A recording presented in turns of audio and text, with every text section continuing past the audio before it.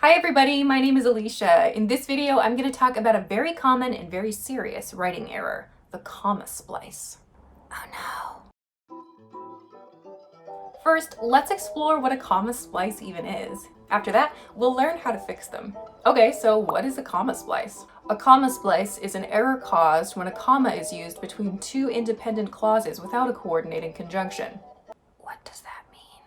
An easier way to say that is a writer put a comma between two complete sentences but didn't use a connecting word. Here's an example. My mom is a famous singer, comma, she's from Canada. Ugh, this sentence hurts to look at because of the error. But what's going on here? You can't use this comma like this. It's not correct. Why? Well, let's look at both sides of the sentence to understand. On the left, we have my mom is a famous singer. That's a complete sentence, an independent clause. On the right, we have she's from Canada. Also an independent clause, also a complete sentence. Okay, great, but we can't use commas by themselves to connect independent clauses.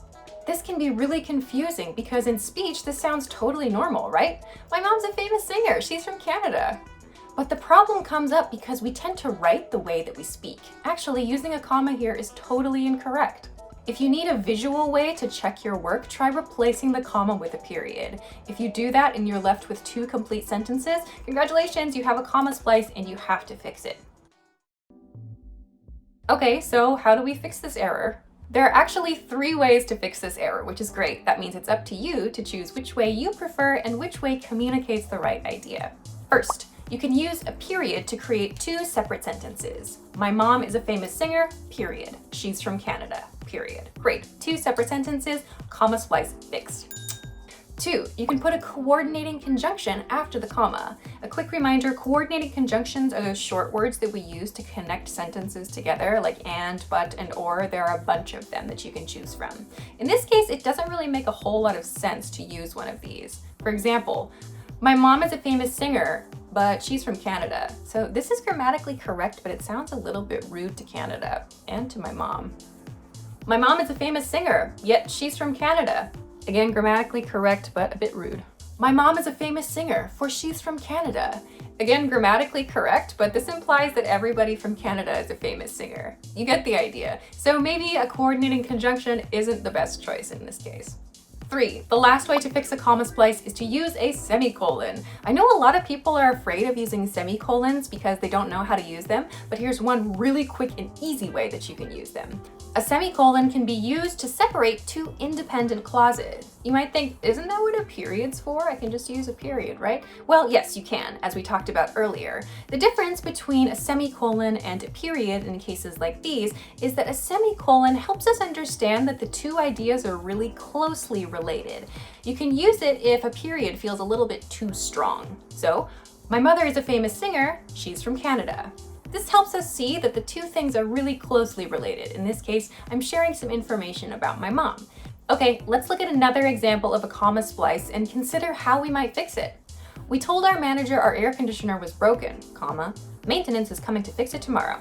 Okay, let's go through the possible ways that we can fix this comma splice. Again, we have 2 independent clauses. This time we have a cause and an effect. 1. We can put a period between the 2 clauses to separate them into 2 sentences. We told our manager our air conditioner was broken, period. Maintenance is coming to fix it tomorrow, period. This is 100% correct, but it feels a little bit choppy, a little bit disjointed. This doesn't really communicate the cause and effect relationship very well, though it does make the information clear. What else? 2, we can put a coordinating conjunction after the comma. In this case, so is a great choice because it helps us understand the cause and effect relationship. We told our manager our air conditioner was broken, so maintenance is coming to fix it tomorrow. You could use and here, I suppose, but it doesn't show the cause and effect relationship as nicely as so.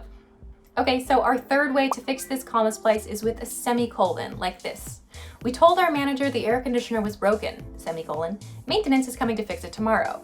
So this change is 100% correct and it communicates all the information clearly, but it doesn't really communicate that cause and effect relationship as well as so did. If I were editing this sentence, my choice for the revision would be to fix the comma splice by adding so after the comma.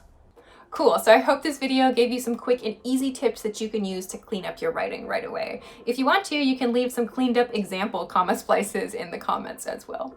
If this video was helpful for you, please hit the like button. It would be very helpful for me. And of course, you can share this video with all of your comma splicing friends. Also, please make sure to subscribe to this channel for more writing, punctuation, and spelling tips. Thanks very much for watching this video, and I will see you again soon. Bye! We told our manager the air conditioner was broken. Semicolon. That's a cola that's not quite a cola. It's like a subpar cola. It doesn't taste very good, but it still gives you the bubbles and some caffeine. Semicolon, coming to a store near you.